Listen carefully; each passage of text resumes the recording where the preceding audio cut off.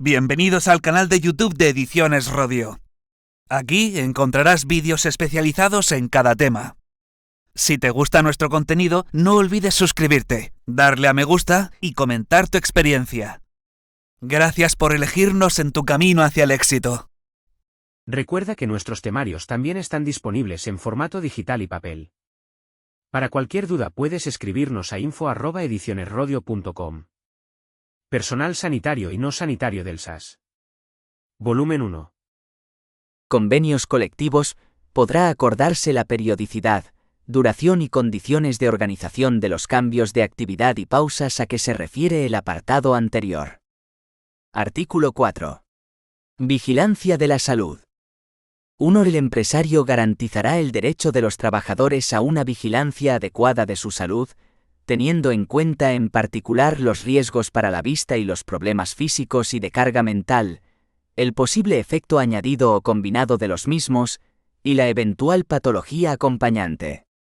Tal vigilancia será realizada por personal sanitario competente y según determinen las autoridades sanitarias, en las pautas y protocolos que se elaboren, de conformidad con lo dispuesto en el apartado 3 del artículo 37 del Real Decreto 39/1997, de 17 de enero, por el que se aprueba el Reglamento de los Servicios de Prevención. Dicha vigilancia deberá ofrecerse a los trabajadores en las siguientes ocasiones. Antes de comenzar a trabajar con una pantalla de visualización. B. Posteriormente, con una periodicidad ajustada al nivel de riesgo a juicio del médico responsable. C. Cuando aparezcan trastornos que pudieran deberse a este tipo de trabajo. 2. Cuando los resultados de la vigilancia de la salud a que se refiere el apartado 1 lo hiciese necesario, los trabajadores tendrán derecho a un reconocimiento oftalmológico. 3. El empresario proporcionará gratuitamente a los trabajadores dispositivos correctores especiales para la protección de la vista adecuados al trabajo con el equipo de que se trate, si los resultados de la vigilancia de la salud, a que se refieren los apartados anteriores, demuestran su necesidad y no pueden utilizarse dispositivos correctores normales. Artículo 5. Obligaciones en materia de información y formación. 1. De conformidad con los artículos 18 y 19 de la Ley de Prevención de Riesgos Laborales, el empresario deberá garantizar que los trabajadores y los representantes de los trabajadores reciban una formación e información adecuadas sobre los riesgos derivados de la utilización de los equipos que incluyan pantallas de visualización, así como sobre las medidas de prevención y protección que hayan de adoptarse en aplicación del presente Real Decreto. 2. El empresario deberá informar a los trabajadores sobre todos los aspectos relacionados con la seguridad y la salud en su puesto de trabajo y sobre las medidas llevadas a cabo de conformidad con lo dispuesto en los artículos 3 y 4 de este Real Decreto. 3. El empresario deberá garantizar que cada trabajador reciba una formación adecuada sobre las modalidades de uso de los equipos con pantallas de visualización antes de comenzar este tipo de trabajo y cada vez que la organización del puesto de trabajo se modifique de manera apreciable. Artículo 6. Consulta y participación de los trabajadores. La consulta y participación de los trabajadores o sus representantes sobre las cuestiones a que se refiere este Real Decreto se realizarán de conformidad con lo dispuesto en el apartado 2 del artículo 18 de la Ley de Prevención de Riesgos Laborales. Anexo. Disposiciones mínimas. Observación preliminar. Las obligaciones que se establecen en el presente anexo se aplicarán para alcanzar los objetivos del presente Real Decreto en la medida en que, por una parte, los elementos considerados existan en el puesto de trabajo y, por otra, las exigencias o características intrínsecas de la tarea no se opongan a ello. En la aplicación de lo dispuesto en el presente anexo se tendrán en cuenta, en su caso, los métodos o criterios a que se refiere el apartado 3 del artículo 5 del Real Decreto de los Servicios de Prevención. 1. Equipo. A. Observación general. La utilización en sí misma del equipo no debe ser una fuente de riesgo para los trabajadores. B. Pantalla. Los caracteres de la pantalla deberán estar bien definidos y configurados de forma clara, y tener una dimensión suficiente, disponiendo de un espacio adecuado entre los caracteres y los renglones. La imagen de la pantalla deberá ser estable, sin fenómenos de destellos, centelleos u otras formas de inestabilidad. El usuario de terminales con pantalla deberá poder ajustar fácilmente la luminosidad y el contraste entre los caracteres y el fondo de la pantalla, y adaptarlos fácilmente a las condiciones del entorno. La pantalla deberá ser orientable e inclinable a voluntad, con facilidad para adaptarse a las necesidades del usuario. Podrá utilizarse un pedestal independiente o una mesa regulable para la pantalla. La pantalla no deberá tener reflejos ni reverberaciones que puedan molestar al usuario. Respecto a la colocación de la pantalla. Situarla a una distancia superior a 40 centímetros. A una altura tal que pueda ser visualizada dentro del espacio comprendido entre la línea de visión horizontal y la trazada a sexagésimo bajo la horizontal. Así se evita posiciones forzadas del cuello. Teclado. El teclado deberá ser inclinable e independiente de la pantalla para permitir que el trabajador adopte una postura cómoda que no provoque cansancio en los brazos o las manos. Tendrá que haber espacio suficiente delante del teclado para que el usuario pueda apoyar los brazos y las manos. La superficie del teclado deberá ser mate para evitar los reflejos. La disposición del teclado y las características de las teclas deberán tender a facilitar su utilización. Los símbolos de las teclas deberán resaltar suficientemente y ser legibles desde la posición normal de trabajo. De mesa o superficie de trabajo. La mesa o superficie de trabajo deberán ser poco reflectantes, tener dimensiones suficientes y permitir una colocación flexible de la pantalla, del teclado, de los documentos y del material accesorio. El soporte de los documentos deberá ser estable y regulable, y estará colocado de tal modo que se reduzcan al mínimo los movimientos incómodos de la cabeza y los ojos. El espacio deberá ser suficiente para permitir a los trabajadores una posición cómoda. Asiento de trabajo. El asiento de trabajo deberá ser estable, proporcionando al usuario libertad de movimiento y procurándole una postura confortable. La altura del mismo deberá ser regulable. El respaldo deberá ser reclinable y su altura ajustable. Se pondrá un reposapiés a disposición de quienes lo deseen. 2. Entorno. Espacio.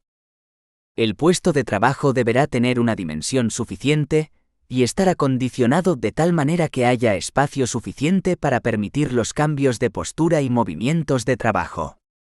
Iluminación. La iluminación general y la iluminación especial, lámparas de trabajo, cuando sea necesaria, deberán garantizar unos niveles adecuados de iluminación y unas relaciones adecuadas de luminancias entre la pantalla y su entorno, habida cuenta del carácter del trabajo, de las necesidades visuales del usuario y del tipo de pantalla utilizado. El acondicionamiento del lugar de trabajo y del puesto de trabajo, así como la situación y las características técnicas de las fuentes de luz artificial, deberán coordinarse de tal manera que se eviten los deslumbramientos y los reflejos molestos en la pantalla u otras partes del equipo. Reflejos y deslumbramientos.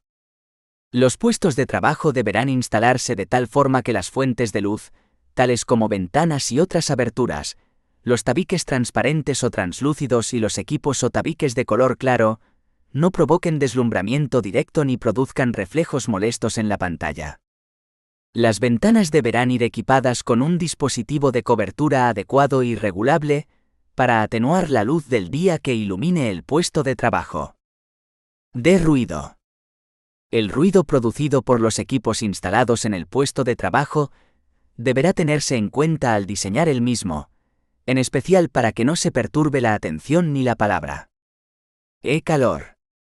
Los equipos instalados en el puesto de trabajo no deberán producir un calor adicional que pueda ocasionar molestias a los trabajadores. Emisiones.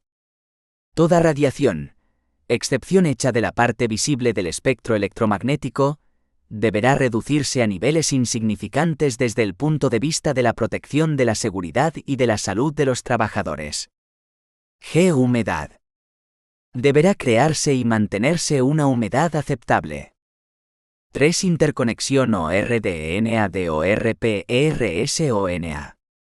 Para la elaboración, la elección, la compra y la modificación de programas, así como para la definición de las tareas que requieran pantallas de visualización, el empresario tendrá en cuenta los siguientes factores. A. El programa habrá de estar adaptado a la tarea que deba realizarse. B. El programa habrá de ser fácil de utilizar y deberá, en su caso, poder adaptarse al nivel de conocimientos y de experiencia del usuario. No deberá utilizarse ningún dispositivo cuantitativo o cualitativo de control sin que los trabajadores hayan sido informados y previa consulta con sus representantes. C. Los sistemas deberán proporcionar a los trabajadores indicaciones sobre su desarrollo. D. Los sistemas deberán mostrar la información en un formato y a un ritmo adaptados a los operadores. E. Los principios de ergonomía deberán aplicarse en particular al tratamiento de la información por parte de la persona. 2,6. Pinchazo accidental. Orden ESS 1451/2013, de 29 de julio, por la que se establecen disposiciones para la prevención de lesiones causadas por instrumentos cortantes y punzantes en el sector sanitario y hospitalario. Artículo 1. Objeto. 1. El objeto de esta orden es: a. Lograr un entorno de trabajo lo más seguro posible. B. Prevenir las heridas causadas a los trabajadores con cualquier instrumental sanitario cortopunzante, incluidos los pinchazos de agujas. C. Proteger a los trabajadores expuestos. D. Establecer un enfoque integrado por el que se definan políticas de evaluación de riesgos, prevención de riesgos, formación, información, sensibilización y supervisión. E. Poner en marcha procedimientos de respuesta y seguimiento. 2. Las disposiciones del Real Decreto 664/1997, de 12 de mayo, sobre la protección de los trabajadores contra los riesgos relacionados con la exposición a agentes biológicos durante el trabajo, se aplicarán plenamente al conjunto del ámbito contemplado en el artículo 2 de esta orden. Artículo 2. Ámbito de aplicación. Esta orden se aplica a todos los trabajadores del sector sanitario y hospitalario y a todos los que están bajo la dirección y supervisión de los empresarios. Todos los centros, establecimientos y servicios del ámbito sanitario y hospitalario, tanto del sector público como del sector privado, deberán cumplir lo dispuesto en esta orden. Los empresarios deben realizar esfuerzos para garantizar que los subcontratistas respetan las disposiciones establecidas en esta orden. Artículo 3. Definiciones. A efectos de esta orden se considerarán: 1. Trabajadores. Toda persona empleada por un empresario, incluidas las que estén en periodo de formación o prácticas realizando actividades y servicios directamente relacionados con el sector sanitario y hospitalario. Los trabajadores empleados a través de una empresa de trabajo temporal se incluyen también en el ámbito de esta orden. 2. Empresarios. Personas físicas jurídicas que tengan una relación laboral con los trabajadores, de acuerdo con el texto refundido de la Ley del Estatuto de los Trabajadores, aprobado por el Real Decreto Legislativo 1/1995 de 24 de marzo, así como las administraciones públicas que tengan una relación jurídica de carácter administrativo o estatutario con personal a su servicio, con las peculiaridades que en este caso se contemplan en la Ley 31/1995, de 8 de noviembre de Prevención de Riesgos Laborales, así como las sociedades cooperativas, constituidas de acuerdo con la legislación que les sea de aplicación, en las que existan socios cuya actividad consista en la prestación de su trabajo personal, con las particularidades derivadas de su normativa específica. Son responsables de la gestión, organización y prestación de la atención sanitaria y de las actividades y servicios directamente relacionados efectuados por los trabajadores. 3. Lugares de trabajo. Las organizaciones servicios de atención sanitaria de los sectores público y privado, y cualquier otro lugar donde se realicen y presten servicios actividades de salud, bajo la dirección y supervisión del empresario. 4. Instrumental sanitario cortopunzante.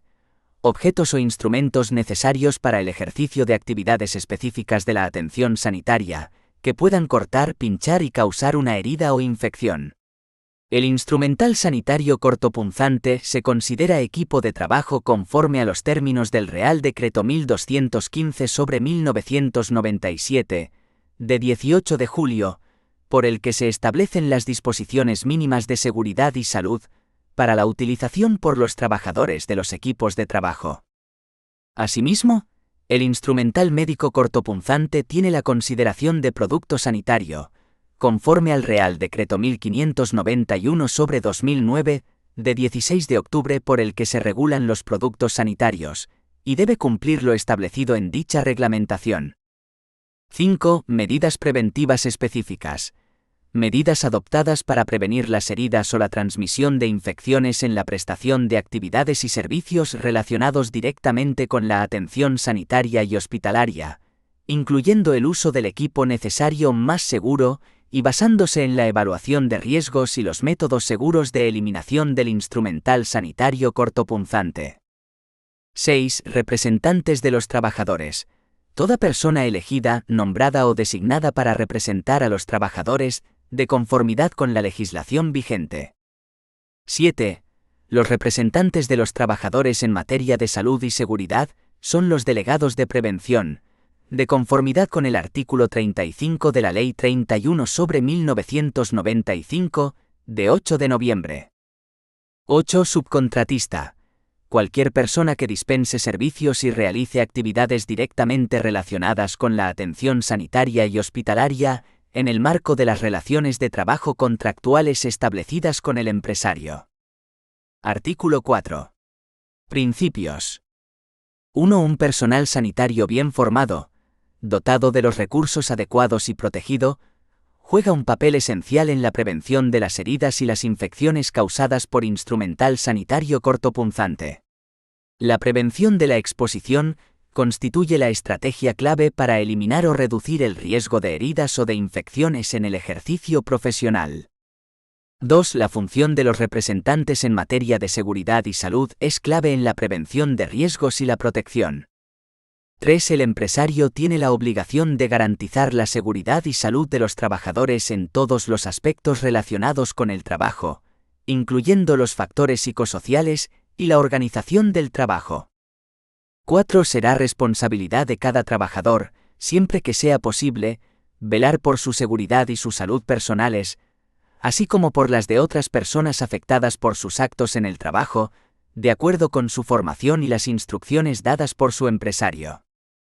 5. El empresario propiciará un entorno donde los trabajadores y sus representantes participen en el desarrollo de las políticas y prácticas de seguridad y salud.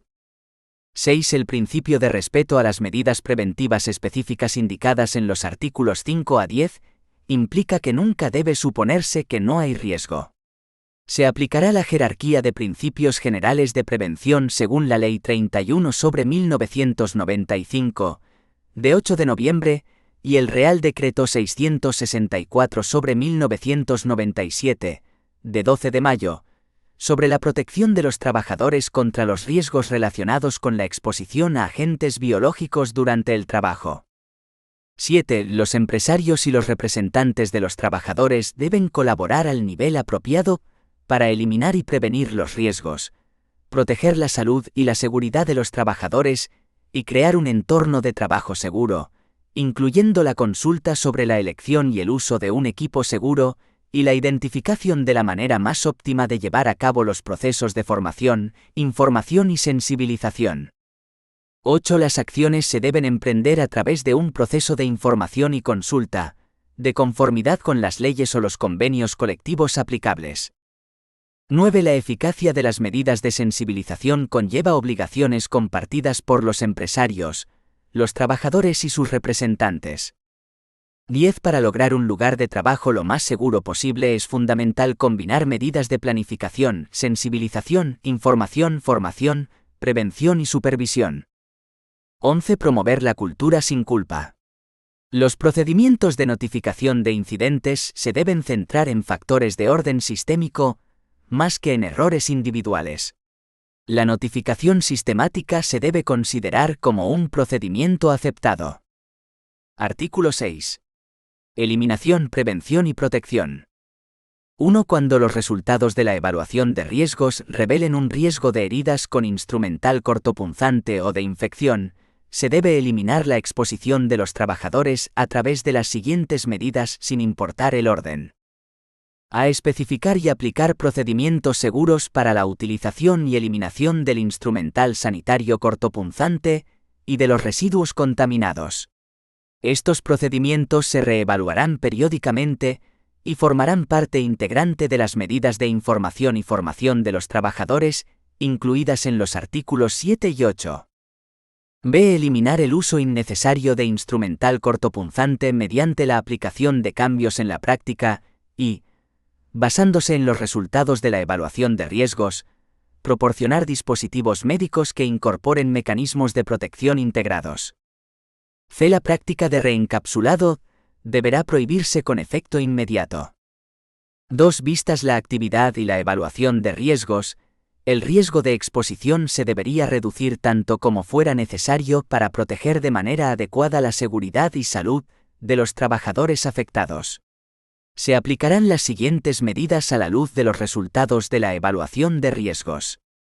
A. Establecimiento de procedimientos de trabajo adecuados y utilización de medidas técnicas apropiadas. B. Reducción, al mínimo posible, del número de trabajadores que utilicen y o manipulen o puedan utilizar y o manipular estos instrumentos. C. Cuando se implementen dispositivos de seguridad en una unidad, servicio, centro sanitario o cualquier otra organización, de manera paralela a esta implementación, debe producirse la retirada de los dispositivos convencionales para garantizar que dispositivos convencionales y de seguridad no conviven en los centros sanitarios.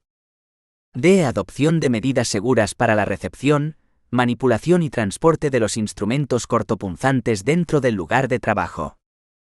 E. Adopción de medidas de protección colectiva o, en su defecto, de protección individual, cuando la exposición no pueda evitarse por otros medios. F. Utilización de medidas de higiene que disminuyan la entidad de las lesiones causadas por los instrumentos cortopunzantes. G. Utilización de una señal de peligro de acuerdo con lo previsto por la normativa vigente, y en concreto por el Real Decreto 485/1997, de 14 de abril, sobre disposiciones mínimas en materia de señalización de seguridad y salud en el trabajo. H. Velar para que todos los recipientes, envases e instalaciones que contengan instrumentos cortopunzantes estén etiquetados de manera clara y legible. Y. Establecimiento de planes para hacer frente a accidentes de los que puedan derivarse exposiciones a instrumentos cortopunzantes. J. Verificación cuando sea necesaria y técnicamente posible de la utilización de los instrumentos cortopunzantes. K. Poner en marcha procedimientos eficaces de eliminación de residuos e instalar contenedores técnicamente seguros y debidamente señalizados para el manejo del instrumental cortopunzante y el material de inyección desechable, tan cerca como sea posible de las áreas donde se utiliza o ubica dicho instrumental y material. L. Prevenir el riesgo de infecciones mediante la aplicación de sistemas de trabajo seguros, como 1. La elaboración de una política de prevención global y coherente que abarque la tecnología, la organización del trabajo, las condiciones laborales, los factores psicosociales relacionados con el trabajo y la influencia de factores relacionados con el entorno de trabajo. 2. La formación. 3. La aplicación de procedimientos de vigilancia de la salud, de conformidad con el Real Decreto 664/1997, de 12 de mayo. M. Utilización de equipos de protección individual, de conformidad con lo dispuesto en el Real Decreto 773/1997, de 30 de mayo, sobre disposiciones mínimas de seguridad y salud, relativas a la utilización por los trabajadores de equipos de protección individual. 3. Si la evaluación mencionada en el artículo 5 revela que existe un riesgo para la salud y la seguridad de los trabajadores debido a la exposición a agentes biológicos para los que existen vacunas eficaces, la vacunación debe ser ofrecida a dichos trabajadores. 4. La vacunación y, si fuera necesario, su recordatorio se debe realizar conforme a la legislación y a las recomendaciones de las autoridades sanitarias, incluyendo la determinación del tipo de vacunas. A. Se debe informar a los trabajadores de los beneficios y desventajas de la vacunación y de la no vacunación, incluyendo el posible impacto en su salud y en la de su entorno. B. La vacunación debe ofrecerse de manera gratuita a todos los trabajadores y a los estudiantes que realicen actividades sanitarias y afines en el lugar de trabajo. En el caso de no aceptación de la vacunación ofertada, deberá quedar constancia escrita de esta decisión. Artículo 9. Notificación.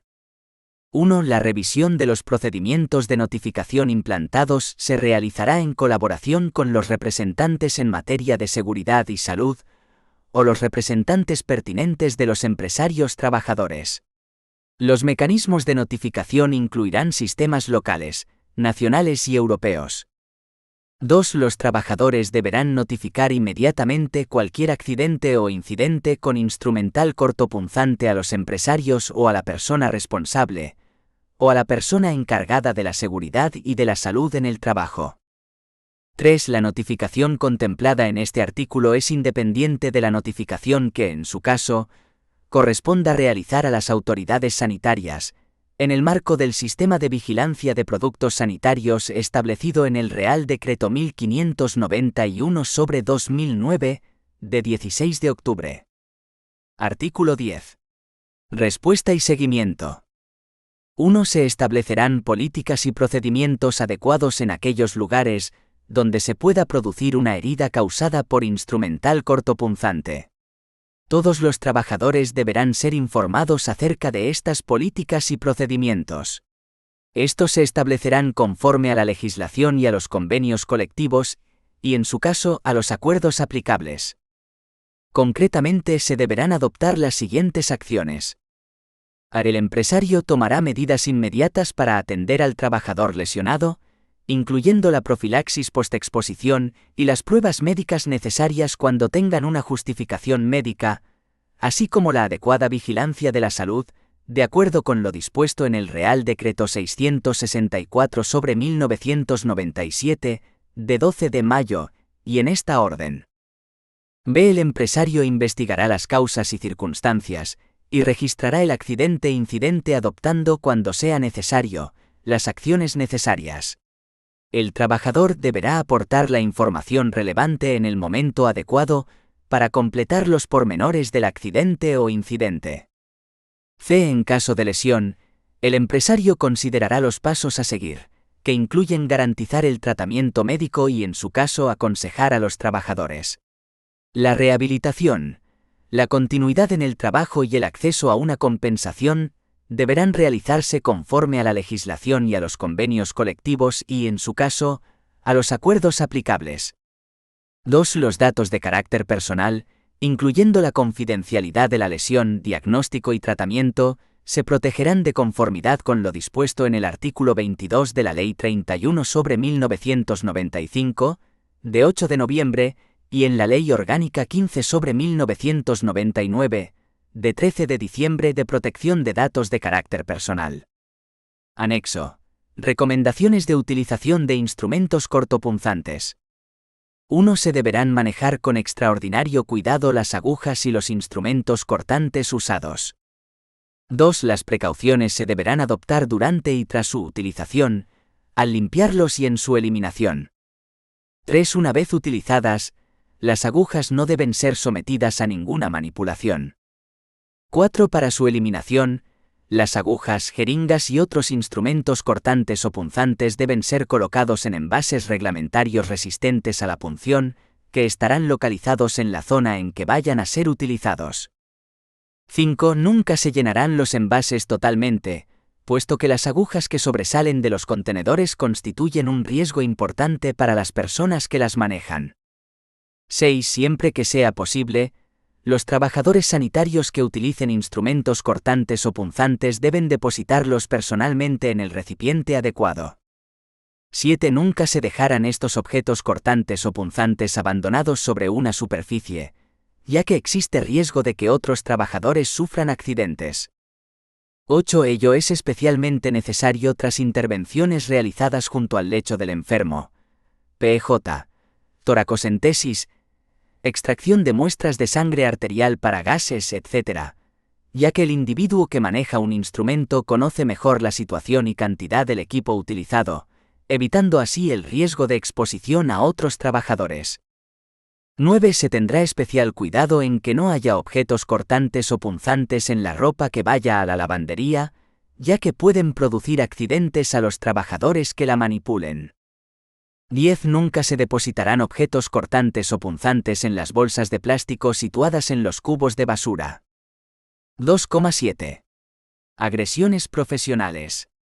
Acuerdo de 7 de julio de 2020, del Consejo de Gobierno por el que se toma conocimiento del Plan de Prevención y Atención frente a agresiones a profesionales del Sistema Sanitario Público de Andalucía. Las acciones violentas de los usuarios del sistema sanitario, o de sus familiares y acompañantes, sobre los profesionales en el lugar de trabajo, van en aumento en todos los países industrializados en los últimos años, llegando a representar un motivo de gran preocupación para los profesionales sanitarios. La violencia en el lugar de trabajo atenta contra la dignidad y los derechos de los trabajadores, pero también es una amenaza a la eficiencia y el éxito de las organizaciones. Todo esto lleva a los empleados a sufrir consecuencias diversas, dependiendo de la agresión y de las características personales de cada víctima. Así, los efectos pueden ir desde la desmotivación y la pérdida de satisfacción profesional hasta el estrés o los daños físicos o psíquicos.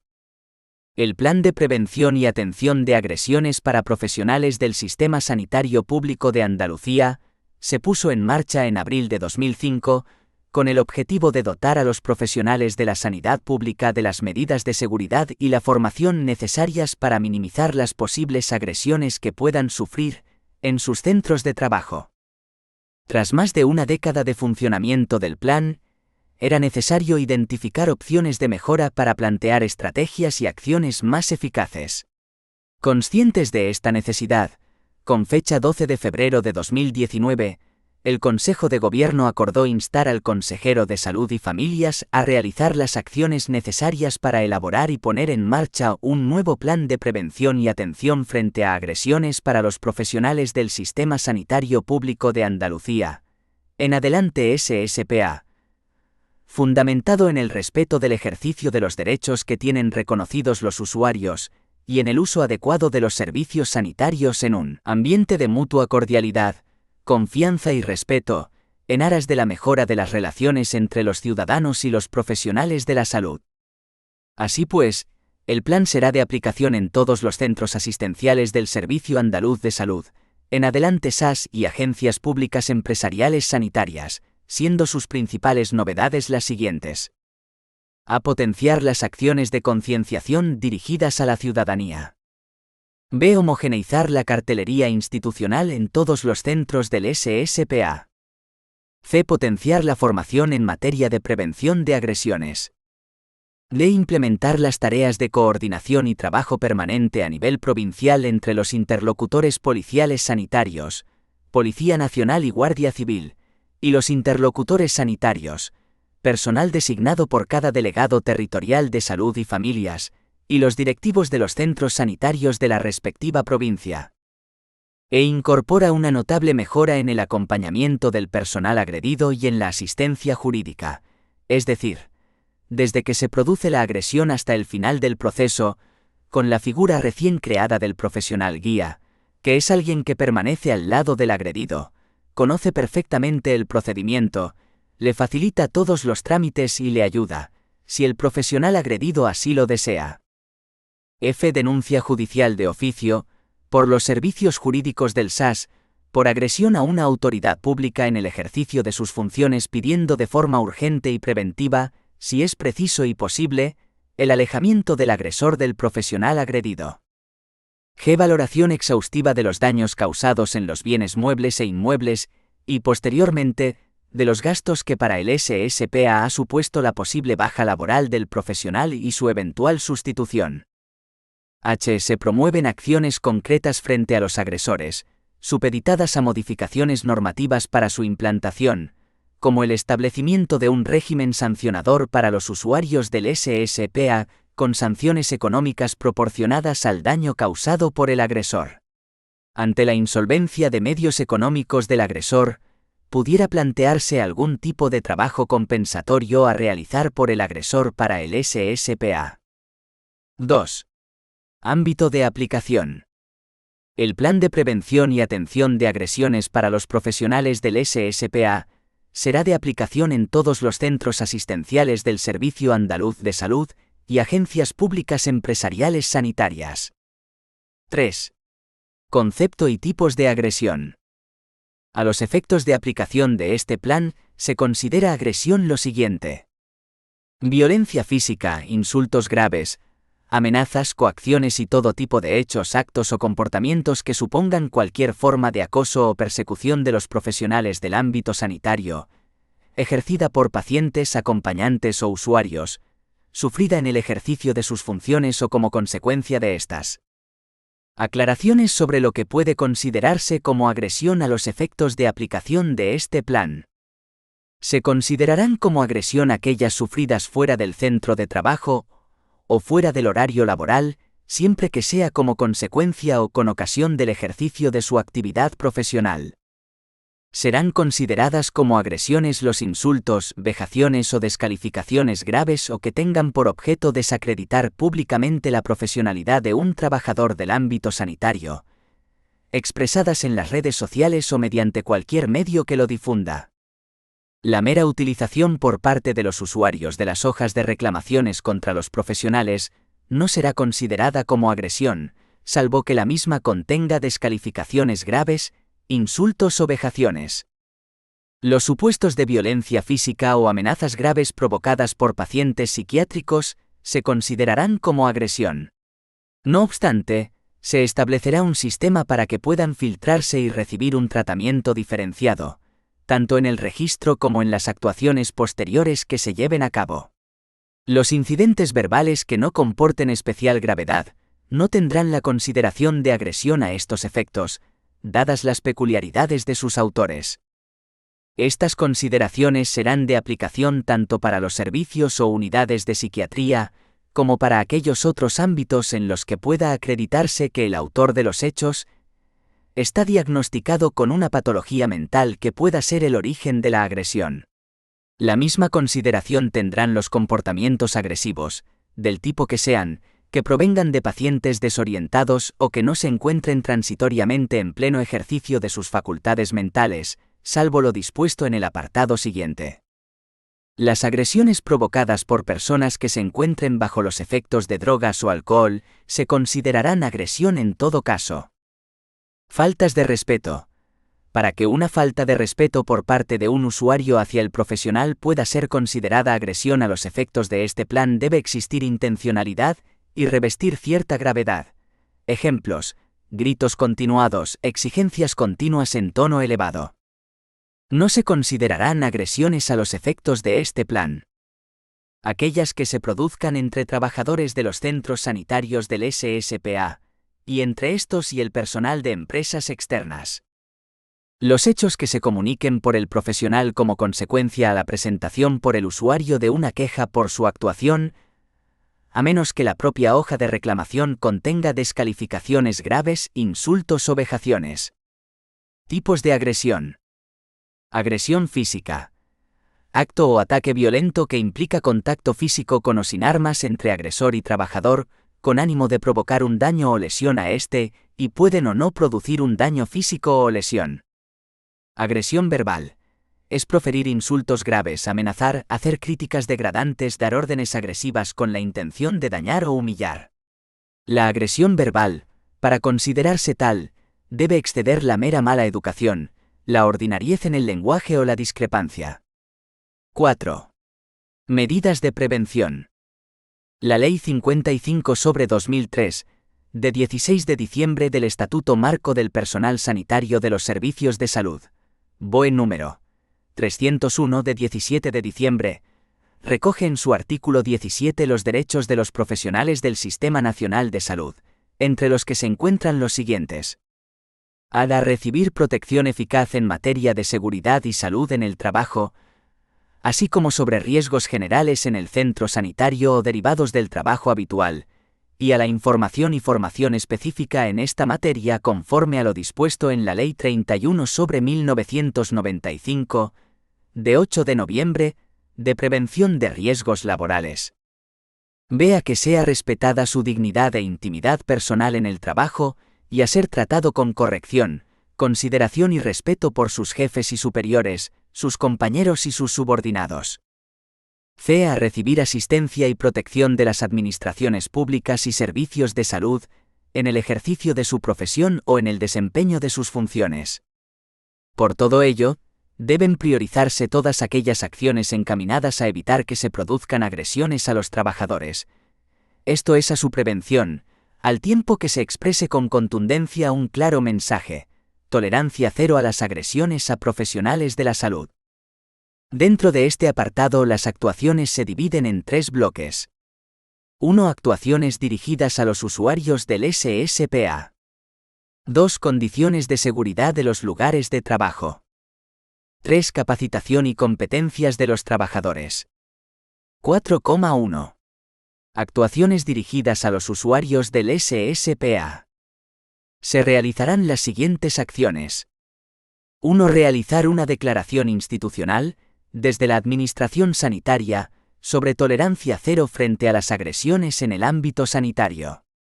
Esta declaración contemplará varios aspectos determinantes que pueden influir en el cambio de modelo de comportamiento de la ciudadanía. Protección de la seguridad, salud y bienestar de sus trabajadores. Protección del usuario y garantizar que recibe atención en un ambiente seguro y tranquilo sin violencia. Compromiso en mantener un ambiente físico y psicosocial adecuados en el centro sanitario. Recordar a los usuarios que además de derechos también tienen deberes. Así, conforme a la vigente Ley de Salud de Andalucía, los ciudadanos, respecto de los servicios sanitarios en Andalucía, tienen los siguientes deberes individuales u obligaciones. Cuidar las instalaciones y colaborar en el mantenimiento de la habitabilidad de los centros. Cumplir las normas y procedimientos de uso y acceso a los derechos que se les otorgan a través de la presente ley. Mantener el debido respeto a las normas establecidas en cada centro, así como al personal que preste servicios en los mismos. 2. Realizar campañas de sensibilización donde se destaque la labor de los profesionales, para recuperar su dignidad y respeto, y al mismo tiempo recordar que agredir a un profesional del SSPA es un delito recogido en el Código Penal. 3. Informar a la ciudadanía de la existencia del interlocutor policial sanitario, de modo que se conozca el hecho de que la Policía Nacional y la Guardia Civil, dependiendo del ámbito concreto, tienen información de las agresiones producidas en el sector sanitario y trabajan en coordinación con los centros del SSPA para su prevención. 4. Promover y potenciar posibles colaboraciones con organismos sin ánimo de lucro influyentes en la sociedad, como asociaciones, agrupaciones de vecinos, juveniles, etc., para que el mensaje de apoyo al trabajo de los profesionales del SSPA y el respeto mutuo sea el eje central de la prestación de la asistencia sanitaria. 5. Especialmente en el ámbito de atención primaria se contará con la colaboración de los trabajadores sociales, como agentes clave para la comunicación con colectivos potencialmente conflictivos, en determinadas zonas, con el objetivo de prevenir futuros problemas. 4,2. Condiciones de seguridad de los lugares de trabajo. Se hace preciso dotar a los centros sanitarios de una serie de recursos que, sin modificar su finalidad original, la prestación asistencial, permitan además realizarlo en un ambiente de confianza y seguridad. Los centros sanitarios, en coordinación con la Unidad de Prevención de Riesgos Laborales, dentro de su ámbito de actuación y de manera progresiva, continuarán la implantación de las medidas que se relacionan a continuación. Se valorará en función de los resultados de la evaluación de riesgos, la incorporación de nuevas medidas de prevención para su implantación a nivel de todo el centro de trabajo, o bien de lugares de trabajo específicos, que se recogen a continuación. 4.2,1 Medidas de seguridad activas. Una de las novedades de este plan es la inclusión de distintas figuras que, trabajando de forma coordinada y conociendo el papel del resto, podrán articular medidas concretas para la prevención de agresiones. A interlocutor policial territorial sanitario, interlocutor sanitario territorial e interlocutor sanitario andaluz. Son interlocutores sanitarios. En la Consejería de Salud y Familias, la persona titular de la Subdirección de Planificación dependiente de la Viceconsejería, que asumirá el papel de interlocutor sanitario andaluz para las agresiones a profesionales de la salud, a nivel autonómico. En el SAS, la persona titular de la Dirección General de Profesionales, que también actuará como interlocutor sanitario andaluz para las agresiones a profesionales de la salud, a nivel autonómico. En las delegaciones territoriales competentes en materia de salud, la persona designada por la titular de cada delegación, que actuará como interlocutor sanitario territorial para las agresiones a profesionales de la salud, a nivel provincial. Para aquellos casos en los que los interlocutores sanitarios requieran asesoramiento de los centros asistenciales del Sistema Sanitario Público de Andalucía o de las agencias públicas empresariales sanitarias de Andalucía, la dirección de dichos centros o entidades designará una persona responsable en esta materia. B. Delegados de prevención. Contar con un recurso como es el delegado de prevención en materia de PRL se hace necesario, pues es el representante del trabajador en prevención de riesgos laborales. Entre sus competencias art. 36 Ley 31/1995 LPRL, se recogen: colaborar con la dirección en la mejora de la acción preventiva. Promover la cooperación en esta materia entre los trabajadores. Ser consultados por el empresario acerca de decisiones referidas a la prevención. Art. 33 LPRL. Ejercer una labor de vigilancia y control de las infraestructuras, medidas activas y pasivas y sobre el cumplimiento en la materia. Es fundamental su colaboración en la difusión entre los profesionales de su centro del contenido de este plan, las medidas preventivas existentes y las actividades de formación que se realicen para la prevención de agresiones. C. Profesional guía frente a agresiones. Es personal propio del centro con una doble función. A. Identificar las situaciones conflictivas con carácter preventivo derivando al educador o trabajador social, aquellas personas con un potencial alto de conflictividad, y organizando actuaciones dirigidas a profesionales, usuarios y familiares. B. Ofrecer acompañamiento y apoyo a los trabajadores que sufren una agresión. Proporcionará asesoramiento acerca del procedimiento y trámites posteriores. Esta figura trabajará en coordinación con los trabajadores sociales y proporcionará información de las acciones que se lleven a cabo, a nivel provincial, a los interlocutores policiales y sanitarios. D. Vigilantes de seguridad. En la organización de turnos, presencia y rondas de los vigilantes de seguridad, se tendrá en cuenta las conclusiones que se obtengan del análisis de la evaluación de riesgos laborales del centro. Dimensionamiento de la plantilla de agentes de seguridad y sus sistemas de contacto con las distintas áreas en los centros, que garantice un apoyo rápido y efectivo. Es necesario que tengan capacidad para la retención e inmovilización de los agresores, si llegase el caso, hasta que llegue la policía. Es fundamental que trabajen en coordinación con la Unidad de Prevención de Riesgos Laborales. Profesional guía frente a agresiones. 4.2.2. Medidas de seguridad pasivas y de atención domiciliaria.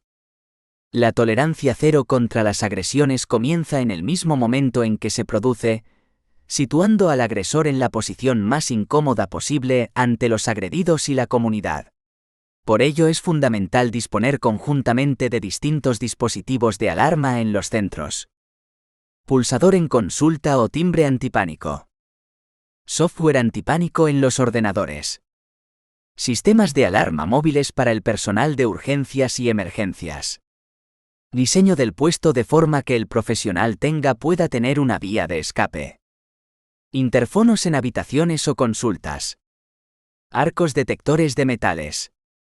Establecimiento en el centro de trabajo de un número único receptor de las llamadas en caso de agresión, para canalizar a través de él todas las incidencias de este tipo. Sistema de videocámaras de vigilancia en lugares de trabajo. Control de acceso. Centro de Control Permanente, CCP de seguridad, con presencia personal 24 horas al día los 365 días del año. Cierre de puertas. Las puertas exteriores y muchas interiores de todos los edificios tienen un horario de apertura y cierre que realiza el personal de seguridad. Barreras para impedir el acceso de vehículos no autorizados a zonas de la urbanización, definidas como de acceso restringido. El plan de visitas del centro se orientará a ordenar el flujo de personas en las plantas con información suficiente que evite incumplimientos o malentendidos que puedan ocasionar situaciones conflictivas. La tarjeta identificativa del personal de los centros asistenciales contendrá únicamente el nombre y la categoría profesional. 4,3. Capacitación y competencias de los trabajadores.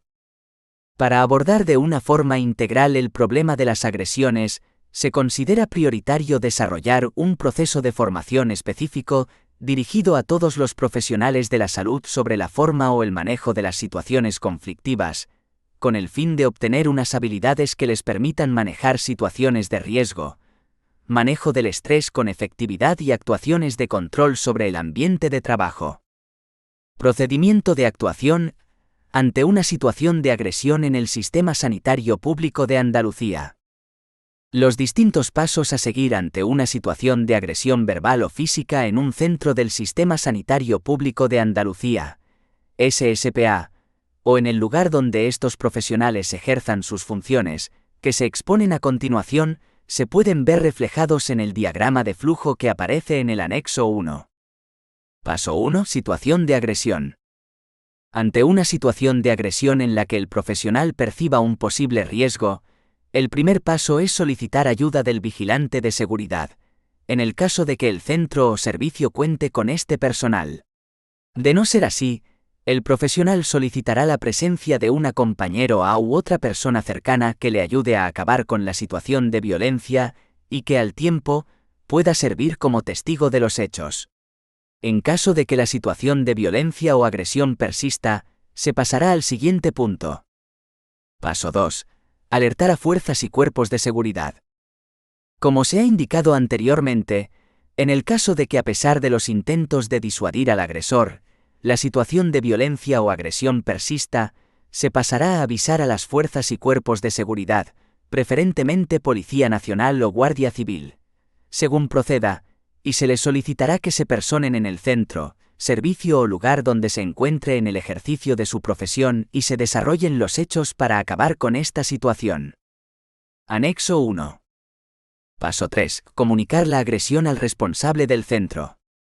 Una vez finalizada la situación de agresión, bien porque desista la actitud del presunto agresor, bien por la actuación del propio profesional, compañero, otro usuario, familiar o acompañante, o miembros de las fuerzas de seguridad del Estado, se pasará inmediatamente a notificar el hecho al responsable del centro, director gerente de distrito, AGS u hospital, quien en función de la gravedad de los hechos se personará en el centro, en el caso de que estuviera ausente, o al menos atenderá al profesional agredido vía telefónica. En este punto ofrecerá la presencia del profesional guía frente a agresiones para que acompañe al trabajador, si ése lo acepta, en todos los trámites posteriores. Paso 4. Traslado al servicio de urgencias. De forma simultánea a la notificación de la agresión al responsable del centro, y si es preciso, el profesional agredido se dirigirá al servicio de urgencias. Irá siempre acompañado o por el profesional guía, o por su cargo intermedio. Una vez en el servicio de urgencias, se actuará de la siguiente forma. 1. Atención sanitaria. Si el facultativo del servicio percibe la existencia de lesiones, se tratarán estas. El facultativo emitirá parte de asistencia sanitaria. Si procede el facultativo, emitirá parte de lesiones que seguirá su tramitación ordinaria. 2. Documento de comunicación de accidentes e incidentes, CATI. Si se han producido lesiones, el facultativo entregará al profesional agredido a el CATI y cumplimentará la parte correspondiente a asistencia sanitaria. Cuando las circunstancias se lo permitan, el agredido A cumplimentará la parte correspondiente al trabajador accidentado y su cargo intermedio en ese turno cumplimentará su parte. El CATI se tramitará conforme a lo previsto en el procedimiento 04 del Sistema de Gestión de PRL del SAS. 3. Hoja de agresiones abreviada o completa, que urgencias remitirá a la unidad de prevención.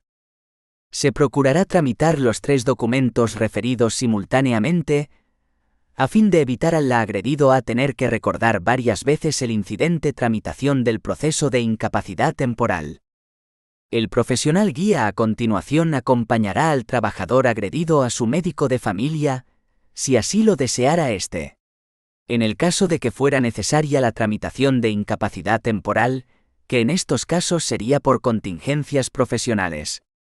Del mismo modo, si no fuera necesaria la baja pero el trabajador está autorizado para irse a su domicilio, se llamará a un familiar o se le acompañará en el traslado, asegurando en todo caso que la persona no se encuentre sola.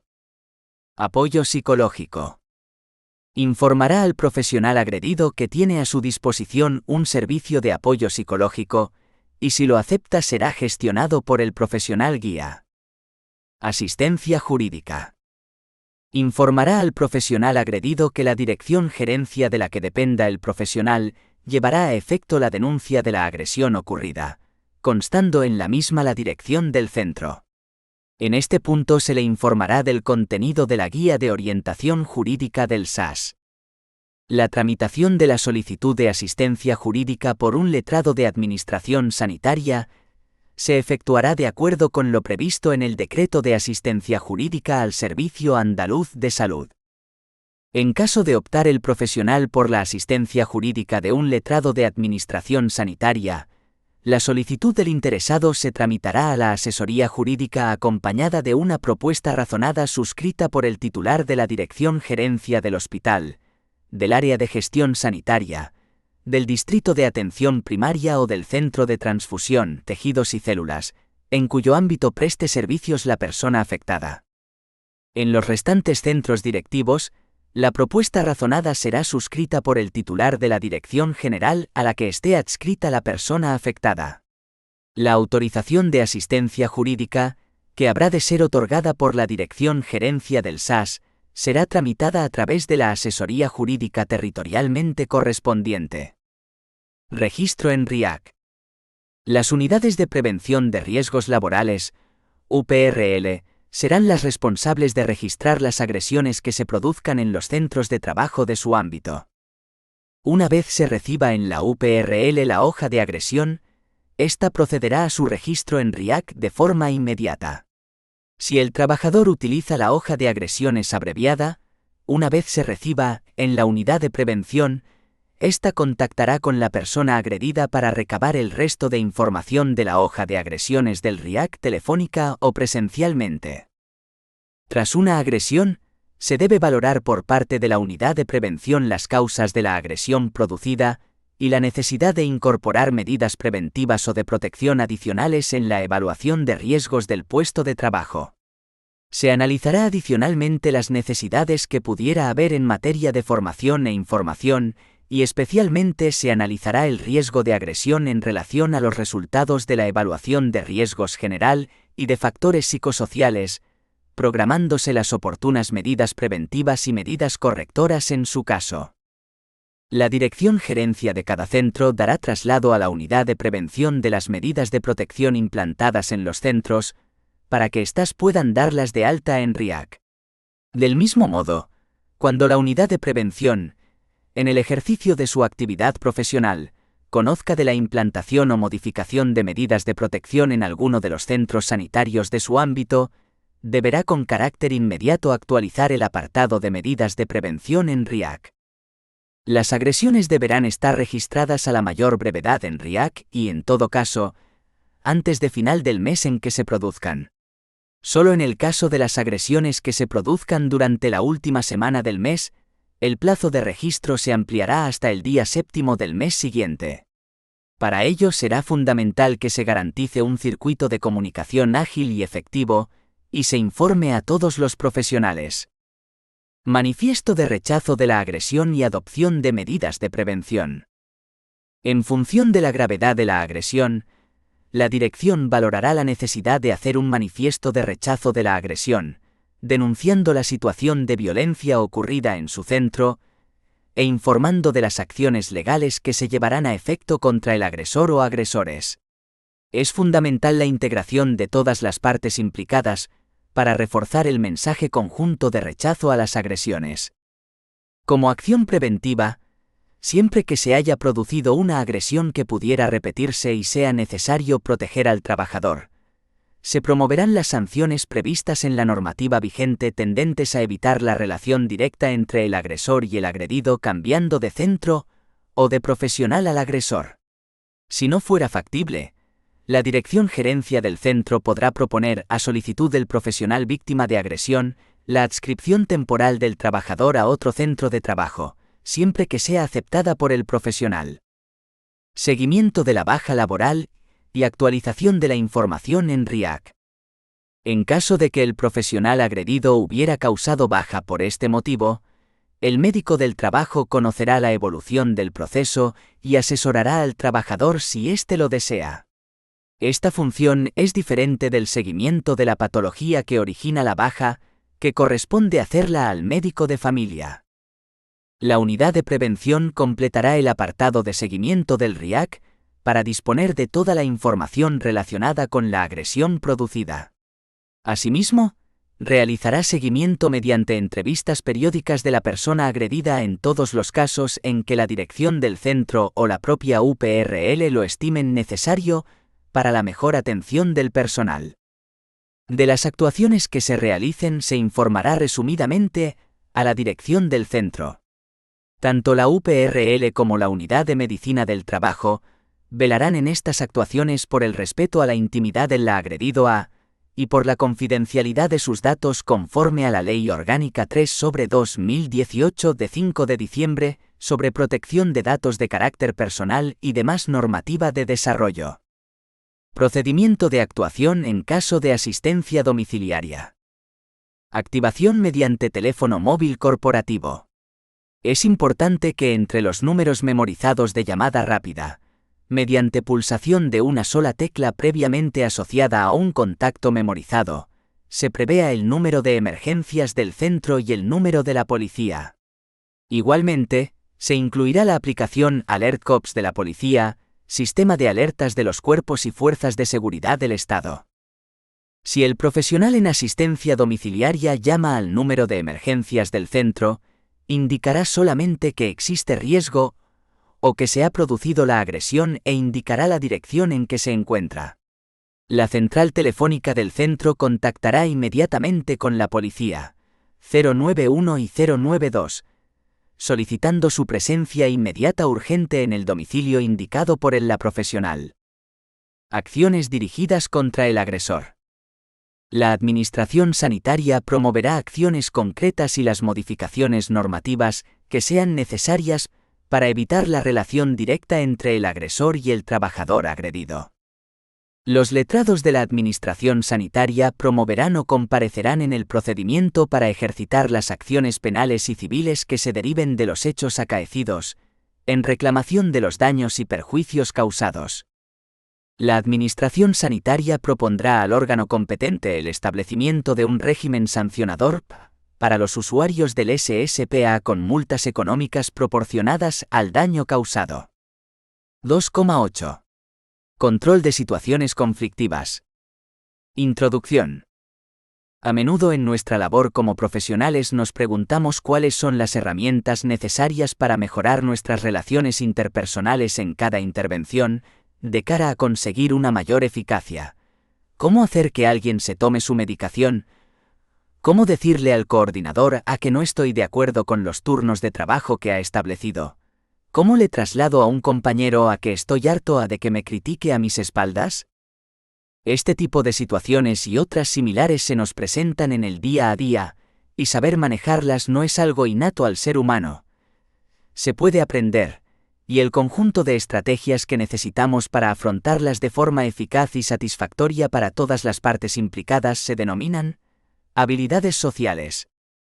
Algunas definiciones sobre qué son las habilidades sociales son: comportamientos eficaces en situaciones de interacción social, conjunto de estrategias de comunicación verbal y no verbal eficaces, que las personas ponemos en marcha en una situación con el objetivo de obtener o mantener nuestro fin, conductas habituales, no esporádicas que hacen más fácil entendernos, ayudarnos, corregirnos mutuamente, defender nuestros derechos y defender al mismo tiempo los derechos de los demás. Conductas que las personas ponemos en juego en situaciones interpersonales para obtener o mantener reforzamiento del ambiente y nuestros objetivos.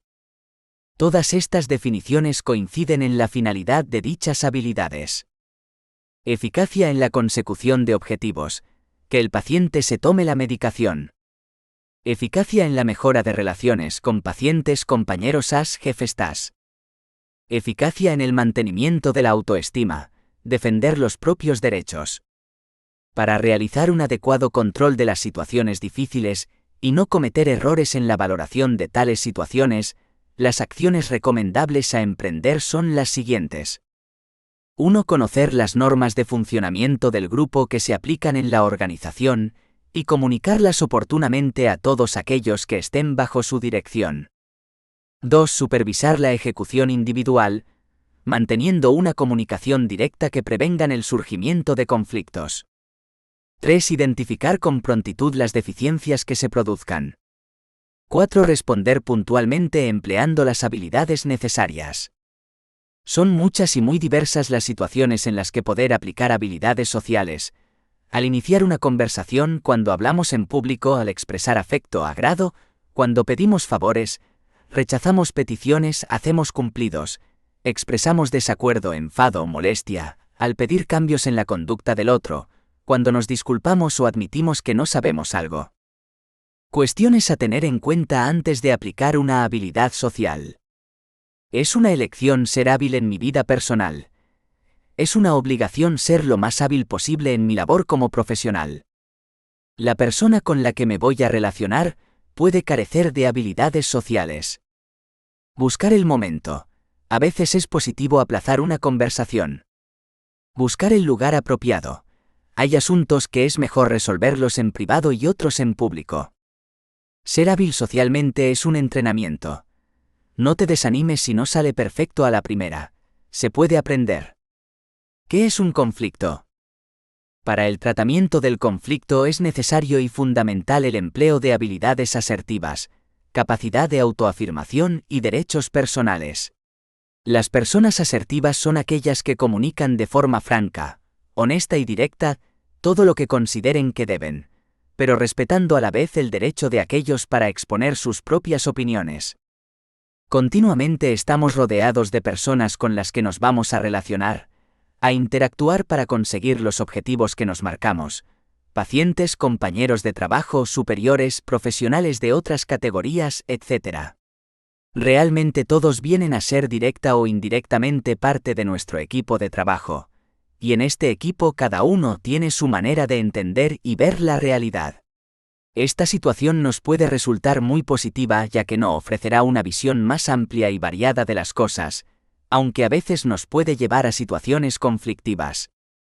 Pero un conflicto es algo que surge de forma continua en nuestro alrededor, en el ámbito familiar, en los medios de comunicación, en la vida laboral, etc. Es algo normal y natural porque tiene su origen en la comunicación y es imposible no comunicarse. Otros autores lo definen como aquel estado de tensión que surge entre dos o más partes porque tienen intereses iguales, diferentes u opuestos sobre alguien o sobre algo, a lo que ven difícilmente compatible o compartible con equidad entre ellos. Que sea algo habitual no significa que no nos sorprenda cuando nos enfrentamos a una situación conflictiva, asumiendo una actitud defensiva, que generalmente no favorece su resolución. Debido a que es inherente a las relaciones del día a día, no debemos tratar de eludir los conflictos, sino de afrontarlos adecuadamente, para resolverlos de forma positiva. Hay que asumir el conflicto como un factor para el cambio, su resolución nos llevará a una situación diferente a la del punto de partida inicial.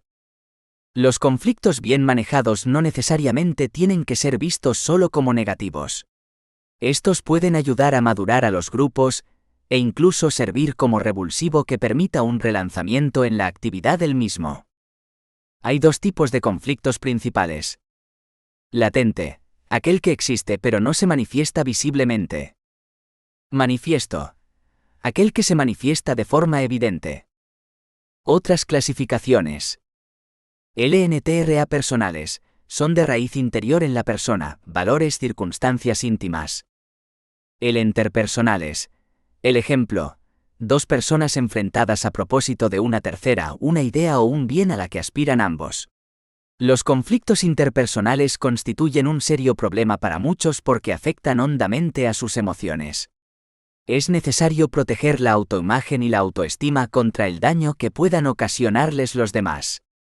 Cuando el concepto de sí mismo se ven amenazado, ocurre un serio malestar y la relación se deteriora. LNTRA grupales son exactamente iguales que los interpersonales, solo que el enfrentamiento se produce entre subgrupos dentro del mismo grupo original. Intergrupales, aquellos que se producen entre grupos.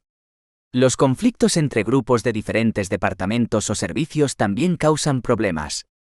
En escala menor, recuerdan más a las guerrillas entre pandillas juveniles. Cada grupo se propone socavar la fuerza del otro, adquirir poder y mejorar su imagen. Los conflictos provienen de causas y diversos distintos puntos de vista. Centrándonos en el conflicto interpersonal, este surge de diversas fuentes, entre ellas: cambios en la organización, choques de personalidad, distintos conjuntos de valores, amenazas del estatus, percepciones y puntos de vista contrarios, efectos del conflicto. A menudo los participantes en el conflicto lo consideran como una experiencia destructiva, pero estamos ante una concepción limitada.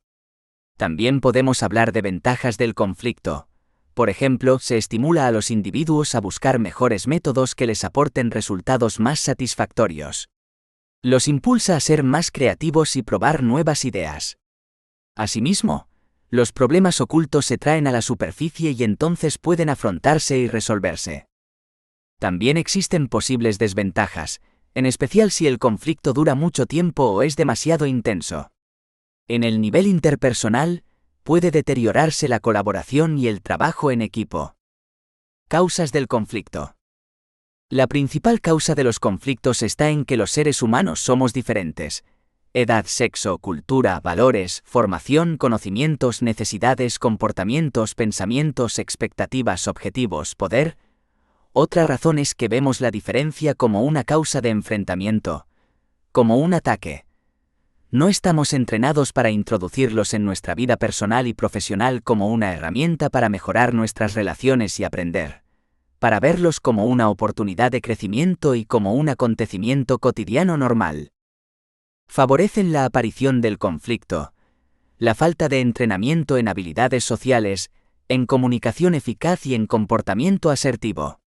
Existen situaciones incómodas no resueltas, rumores, críticas mal expresadas y mal recibidas, decir sí cuando quería decir no, mezclar las relaciones personales y las profesionales, información poco fluida y poco clara en el trabajo entre los diferentes niveles organizacionales, órdenes poco coherentes con la realidad observada, etc. En cuanto a las variables que influyen en el conflicto, podemos citar las características de las partes implicadas, las relaciones mutuas anteriores, la naturaleza del problema, el ambiente social, las estrategias y tácticas empleadas en el tratamiento de la situación que originó el conflicto y las consecuencias del conflicto para cada parte a corto y medio plazo. Actitudes ante el conflicto. Los 4 hábitos o las 4 actitudes más frecuentes frente a un conflicto son: la retirada o enfoque de evitación. Cuando uno se retira física o emocionalmente perdiendo la oportunidad de dar tu opinión. Pensamos que la situación puede desaparecer si fingimos que no existe. La supresión o enfoque Band-Aid supone el rechazo a reconocer el conflicto. Se utiliza cuando necesitamos la paz a cualquier precio. El resultado probable es que yo pierda y el otro gane. Crea la ilusión de que los problemas están solucionados. Yo gano, tú pierdes o enfoque de la conquista. Esta actitud está impulsada por el impulso de protegerse del dolor de estar equivocado. Supone una lucha por el poder, en la que una de las dos partes se erige como ganadora. El objetivo del conquistador es vencer, demostrar que está en lo cierto y que los otros están equivocados. Pacto o enfoque de regateo. Esta posición requiere de ciertas dotes negociadoras para que todas las partes implicadas puedan ganar algo. El éxito se define por las cantidades que cada parte concede, se centra en las demandas y cómo comerciar con ellas. Tú ganas, yo gano. Todos ganamos. Parte del pensamiento de que yo quiero ganar y quiero que tú ganes también supone descubrir soluciones más amplias y establecer relaciones mejores y más fuertes. Las dos partes están vinculadas en la solución. La solución de problemas. Se utiliza para sistematizar y facilitar el proceso, para encontrar diversas soluciones posibles en cada situación y aumenta la probabilidad de seleccionar y llevar a cabo la solución o soluciones mejores. Es un proceso que consiste en 1. Describir y valorar su intensidad. 2. Determinar cuáles son las características del problema. 3. Especificar los objetivos que deben alcanzarse, para poder considerar que la situación problemática ha desaparecido. 4. Redefinir el problema. 5. Buscar las posibles soluciones. 6. Valorar las soluciones. 7. Seleccionar la mejor o las mejores soluciones. 8. Elaborar planes precisos de acción. 9. Evaluación post-ejecución de la intensidad del problema y puesta en práctica. Pasos en la resolución de un conflicto. Tomando como referencia el modelo de respuesta creativa, describimos 4 pasos. 1. Primer paso, reacción o respuesta. Reaccionar significa comportarte impulsivamente, especialmente cuando sientes que no puedes controlar o te ves obligado a actuar de cierta forma. Responder significa comportarse reflexivamente, sintiendo que se domina la situación en vez de ser dominado por ella. 2. Segundo paso, reconocer la situación tal como es. Una vez que se acepta el problema, este se vuelve más manejable. 3. Tercer paso, ¿qué puedes aprender de la situación? Lo importante en un conflicto al final no es si ganas o pierdes, sino si puedes aprender o ganar algo. 4. Cuarto paso, transformar el conflicto en oportunidad. Tras haber elegido responder y no reaccionar, después de haber aceptado la situación tal como es, y habiendo aprendido la lección, es hora de descubrir qué oportunidades se brindan. La asertividad. Definición. Forma de comportarse en las relaciones que tiene éxito. Supone la consecución de los fines propuestos. La persona que actúa de esta manera se encuentra mejor consigo misma y con los demás. Es capaz de autocontrolarse. Ser diferente de los demás, ser un individuo. Tomar uno a sus propias decisiones respecto de lo que ha de hacer y llevarlas a la práctica pese a la oposición o a las presiones sociales. Hacerse valer. Ser capaz de plantear y defender un argumento, una reclamación o una postura desde una actitud de confianza en sí mismo. La asertividad se basa en la fe que tenemos en nuestro propio juicio, aunque contradiga lo que es popular, está de moda o se considera bien. No tiene como resultado la ausencia de conflicto entre las partes implicadas, ya que esto es a menudo imposible, pero sí trata de resolverlo de la forma más adecuada para todos. Características de la conducta asertiva. La autenticidad, coherencia entre lo que se dice, lo que se expresa con los gestos y lo que se hace. Ser congruente, ser capaz de expresar los sentimientos y actitudes. Ejemplo, taller para adolescentes sobre prevención de tabaquismo. Hablarles de los efectos negativos del tabaco, de lo difícil que es dejarlo luego, de las repercusiones en el crecimiento y en el desarrollo fisiológico. Si todo esto lo hago con un cigarrillo en la boca, mis palabras pierden validez porque van en contra de mis acciones. Aceptación incondicional del otro. Aceptar al otro como un ser único, diferente de todos los demás tal y como es, no como nos gustaría que fuera. Ejemplo, atención de enfermos hospitalizados. Tratar a cada paciente teniendo en cuenta la especificidad de cada caso. Niño, adulto, anciano, enfermo terminal. Enfermedad de fácil recuperación, persona que tiene apoyos sociales, persona que está sola, persona con o sin una discapacidad. Empatía. Ponerse en el lugar del otro, sentir desde dentro del otro. Tratar de comprender el mundo del otro tal y como el otro lo ve. Ejemplo, situación de duelo ante la muerte de un familiar. Decirle a la persona afectada que le acompañas en el sentimiento, sea cual sea este: pena, alegría, dolor, culpa, sosiego. Tipos de respuesta asertiva. Asertividad positiva. Es la expresión adecuada de lo bueno y valioso que ves en las otras personas. La iniciativa la tomas tú. Me pareció muy creativa tu reacción cuando escayolamos al niño el otro día y te pusiste a cantarle para distraerle y que estuviese quieto. Respuesta asertiva elemental.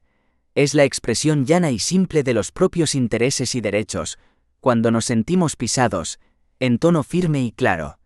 Me sentí excluida y dolida cuando me enteré de que a todo el mundo se le había informado al curso sobre intervención en crisis y a mí no se me dijo nada. Respuesta asertiva empática. Planteamiento inicial que transmite el reconocimiento hacia la otra persona, y un planteamiento posterior sobre nuestros derechos e intereses, cuando no queremos que el otro se sienta herido pero que nosotros no seamos pasados por alto. Paramos un ataque agresivo poniéndolos en el lugar del otro. Me parece adecuado y entiendo que haya consultado con otro profesional sobre su enfermedad. Le agradecería que la próxima vez me lo comentase cuando le cambien el tratamiento. Respuesta asertiva ascendente. Elevación gradual de la firmeza de la respuesta asertiva. Cuando el otro insiste en pasarnos por alto, tenemos que mantener nuestra postura de forma escalonada con firmeza y paciencia. No vas a salir en la ambulancia para este rescate. Que no estoy cansada, que si puedo salir. Ya te he dicho que en esta ocasión no vas a intervenir. Asertividad subjetiva. Mensajes yo, críticas. Describir los hechos sin condenar el comportamiento del otro, describir las consecuencias de sus actos, describir cómo me hace sentir a mí y por último expresar lo que espero del otro. Cuando deja de tomarse la medicación y de hacer la dieta vuelve a subir la tensión, el colesterol y la diabetes. Yo me siento mal porque hay que hacer de nuevo todas las pruebas y aumenta el riesgo de infarto. Siento que me está tomando el pelo y que pierdo el tiempo con usted. Me gustaría que siguiese mis indicaciones, se tomase las pastillas y comiese lo que le dije, para poder mejorar su salud. Si decide seguir haciendo caso omiso, no se queje de sus dolores cuando venga. Respuesta asertiva frente a la pasividad o la agresividad. Hacerle ver a la otra persona cómo se está comportando. Mostrarle cómo podría comportarse asertivamente. Se usa contra ataques agresivos y para aclarar dudas con una persona pasiva. Consiste en salirse de la discusión y reflejar la forma en que el otro se está comportando. En estos momentos estás elevando en exceso la voz. Estás hablando muy rápido y apenas se te entiende. Estás utilizando palabras ofensivas. Habilidades para relacionarse con el paciente. Cuando mantenemos una relación interpersonal movilizamos 4 niveles de actuación: cognitivo, fisiológico, emocional y conductual. Por tanto, debemos a. Determinar el estado emocional. B. Analizar los pensamientos. C. Identificar el error y transformarlo. En cuanto al primer concepto, debemos tener en cuenta que los sentimientos son como la energía. Ni se crean ni se destruyen, solamente se transforman. Controlar los sentimientos, canalizarlos no consiste en ignorarlos, reprimirlos o darles rienda suelta de cualquier manera. Consiste en no juzgarlos, aceptarlos, expresarlos adecuadamente y luego controlar mis acciones. Es importante recordar que los sentimientos no son ni buenos ni malos. La expresión de sentimientos se hace aún más compleja cuando son sucesivos y se viven en cadena al no expresarlos, o bien cuando tenemos sentimientos encontrados o les atribuimos una connotación pecaminosa. En cuanto al segundo concepto, es cierto que muchas veces nuestros pensamientos consisten en percepciones, actitudes o expectativas erróneas respecto de las personas con las que nos relacionamos. Por tanto, es fundamental saber identificar mis propios pensamientos cuando interactúo con otros seres humanos. Hay que tener en cuenta las competencias, las estrategias de codificación y constructor personales, las expectativas, las preferencias y los valores subjetivos. También será vital la autorregulación como capacidad para controlar los propios pensamientos o emociones. En cuanto al tercer concepto, sabemos que las emociones no se desencadenan como consecuencia de las situaciones, sino de la interpretación que cada persona hacemos de la misma. Con el objeto de combatir pensamientos negativos y fomentar los positivos, podemos utilizar las siguientes técnicas. 1. Repetir mensajes positivos. 2. Técnicas de distracción. 3. Técnicas de relajación. 4. Parada de pensamiento. 5. Autorrefuerzo. Si lo que queremos es combatir distorsiones cognitivas, deberemos seguir los siguientes pasos. 1. Identificar el pensamiento, autoobservación. 2. Clasificarlo. 3. Parar el pensamiento. 4. Transformarlo. 5. Autorreforzarnos.